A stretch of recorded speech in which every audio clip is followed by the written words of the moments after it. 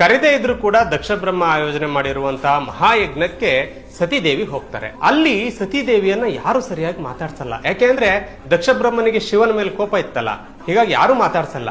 ವೀರಿಣಿ ಅಂದ್ರೆ ತಾಯಿ ಬಂದು ತುಂಬಾ ಚೆನ್ನಾಗಿ ಮಾತಾಡಿಸ್ತಾರೆ. ಅಕ್ಕ ತಂಗಿಯರು ಕೂಡ ಬಂದು ಮಾತಾಡಿಸ್ತಾರೆ. ಈ ಯಜ್ಞದ ಆಯೋಜನೆಯನ್ನೆಲ್ಲ ನೋಡ್ತಾ ಇರ್ತಾರೆ ಸತೀದೇವಿ. ಆಗ ಒಂದು ವಿಷಯ ಗಮನಕ್ಕೆ ಬರುತ್ತೆ. ಎಲ್ಲ ದೇವತೆಗಳಿಗೂ ಯಜ್ಞ ಭಾಗವನ್ನ ತೆಗೆದಿಟ್ಟಿದ್ದಂತ ದಕ್ಷ ಬ್ರಹ್ಮ ಶಿವನಿಗೆ ಮಾತ್ರ ಉದ್ದೇಶಪೂರ್ವಕವಾಗಿ ಏನನ್ನೂ ಕೊಟ್ಟಿರಲ್ಲ ಅಲ್ಲಿ. ಅಂದ್ರೆ ಕೊಡಬೇಕಾದಂತ ಯಾವ ಗೌರವವನ್ನು ಕೊಟ್ಟಿರಲ್ಲ. ಇದನ್ನ ಸತೀದೇವಿ ಪ್ರಶ್ನೆ ಮಾಡ್ತಾರೆ.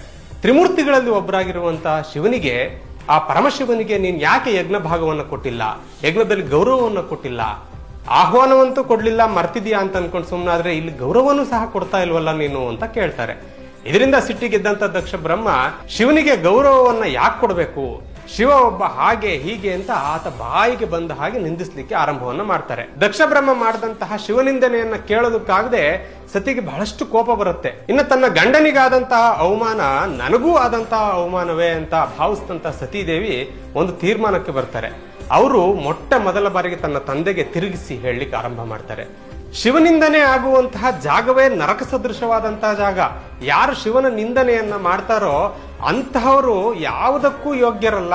ನಿನ್ನಂತಹ ಶಿವನಿಂದಕನಿಂದ ದೇಹ ಪಡೆದಿರೋದಕ್ಕೆ, ಈ ಒಂದು ಜನ್ಮವನ್ನ ಪಡೆದಿರೋದಕ್ಕೆ ನನಗೆ ನಿಜವಾಗ್ಲೂ ಇವತ್ತು ಬೇಸರ ಆಗ್ತಿದೆ ಅಂತ ಹೇಳ್ಬಿಡ್ತಾರೆ. ನೋಡಿ, ಯಾವತ್ತು ತಂದೆ ತಾಯಿಗೆ ನೀನ್ ಕೊಟ್ಟಂತಹ ಜನ್ಮ ನನಗೆ ಬೇಡ, ನೀನ್ ಕೊಟ್ಟಂತಹ ಜನ್ಮ ಒಂದು ಯಕಶ್ಚಿತ್ ಅಂತ ಹೇಳ್ತಾರೋ ಅವರು ಆ ಜನ್ಮವನ್ನ ವಾಪಸ್ ತಿರುಗಿಸಿ ಕೊಡುವಂತಹ ಶಕ್ತಿ ಇರಬೇಕಂತೆ. ಅಂತವ್ರು ಮಾತ್ರ ತಂದೆ ತಾಯಿಗೆ ಬೈಬೇಕಂತೆ, ನೀನ್ ನನ್ಗೆ ಏನ್ ಮಹಾ ಜನ್ಮ ಕೊಟ್ಟಿದ್ದು ಅಂತ.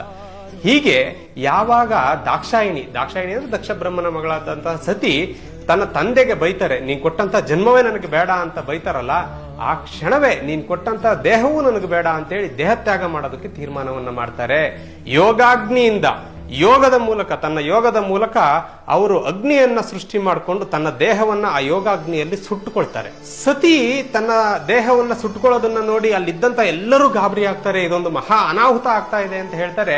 ಅದು ನಿಜವಾಗ್ಲೂ ಕೂಡ ಮುಂದೊಂದು ಮಹಾ ಅನಾಹುತವನ್ನೇ ಸೃಷ್ಟಿ ಮಾಡುತ್ತೆ. ಅದೇನು, ಯಾರು ಬರ್ತಾರೆ, ದಕ್ಷ ಬ್ರಹ್ಮನಿಗೆ ಹೇಗೆ ಬುದ್ಧಿಯನ್ನ ಕಲಿಸ್ತಾರೆ ಅನ್ನುವಂಥದ್ದನ್ನು ಮುಂದಿನ ರೀತಿಯಲ್ಲಿ ಹೇಳ್ತೀನಿ.